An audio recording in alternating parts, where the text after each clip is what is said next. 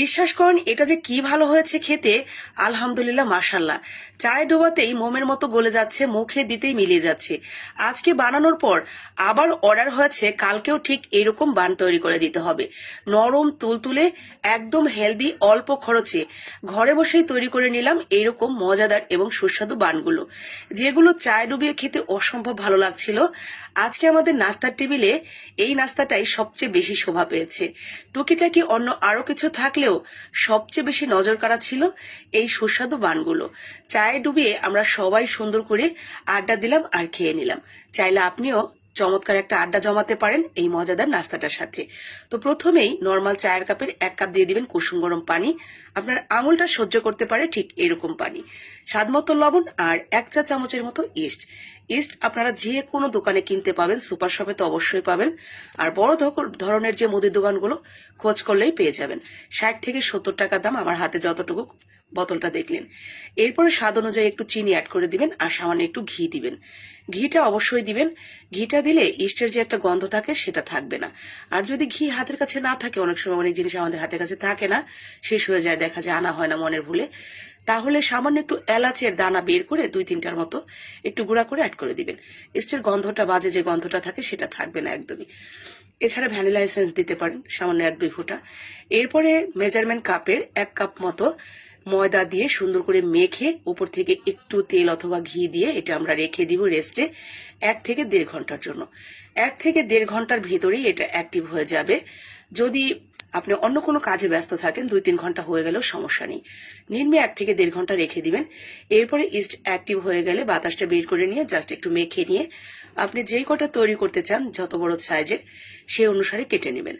তো আমি এখানে সুন্দর করে এই সাইজ মতো কেটে নিয়েছি। 4টা, খুব বেশি বড়ও না আবার একদম ছোটও না, কারণ এগুলো ফুলে অনেকটা বড় হয়ে যায়। তো সেই অনুসারে ছোট ছোট করে বানালেও এগুলো বড় বড় হয়ে যাবে। তো ঠিক এইভাবে হাতে আবারও একটু ঘি মেখে নিয়ে যে কোনো একদিকে টেনে নেবেন এবং একটা দিক মসৃণ রাখবেন।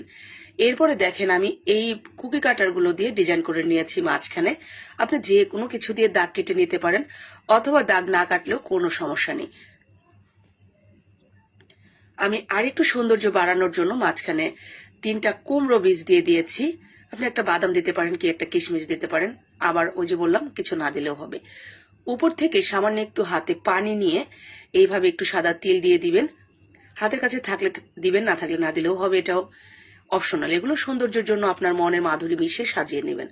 ব্যাস এইভাবে সাজানো গোজানো হয়ে গেলে এরপরে এটা আবারও 10 মিনিটের জন্য রেখে দিবেন, একটু ফুলার জন্য টাইম দিবেন। 10 মিনিটের মধ্যেই দেখবেন এটা বড় হয়ে গেছে ফুলে। এরপরে আপনারা ভাজতে চলে যাবেন। একদম সামান্য একটু তেল দিলেও কিন্তু এগুলো ভাজা হয়ে যাবে। আর তেলটা থাকবে একদম কম গরম, মানে অল্প আঁচ। দেখে হয়তো বুঝতে পারছেন, দেখেন আমার প্যানে মাত্র বুদবুদ ওঠা শুরু করেছে, আর তখনই কিন্তু আমি দিয়ে দিয়েছি। পুরো বানটাই আমরা ঠিক এরকম অল্প আঁচে আস্তে আস্তে ভেজে নেব। একটা পাশ দেখবেন আস্তে আস্তে গরম হতে হতে উপরের দিকে ফুলে ডাবল হয়ে গেছে।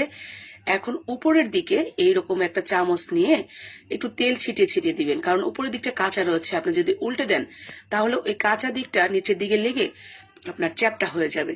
তাই অবশ্যই উপর থেকে একটু তেল এইভাবে দিয়ে নেবেন, এরপরে উল্টান দিবেন, কারণ উপরের দিকটা একটু কুক হয়ে যাবে গরম তেলে, এরপরে দিলে আর চ্যাপটা হবে না। তো ঠিক এইভাবে সুন্দর করে লাল লাল কালার করে তুলে নেবেন। ব্যাস তেল ঝরিয়ে এটা আপনারা একটা বড় কিছুর মধ্যে রেখে দিবেন, কাপড় অথবা একটা ঢাকনা দিয়ে ঢেকে। এরপরে যখন ঠান্ডা হয়ে যাবে দেখবেন নরম হয়ে গেছে, ঠিক এরকম তুলতুলে। কি দেখে কি খুব বেশি কঠিন মনে হলো? আমার তো মনে হয় আমার পেজের সকল আপুরাই এটা দেখে এখন মনে মনে ভাবছে যে এটা আমি কালকেই তৈরি করব। তাই দেরি না করে ঝটপট বানিয়ে নেবেন। বানানো যেমন সহজ, তেমনি বাসায় বসে অল্প খরচে এত সুন্দর হাইজেনিক ভাবে আপনি ঘরে তৈরি খাবার সবাইকে নিয়ে সুন্দর করে আড্ডা জমিয়ে জমিয়ে খেতে পারবেন।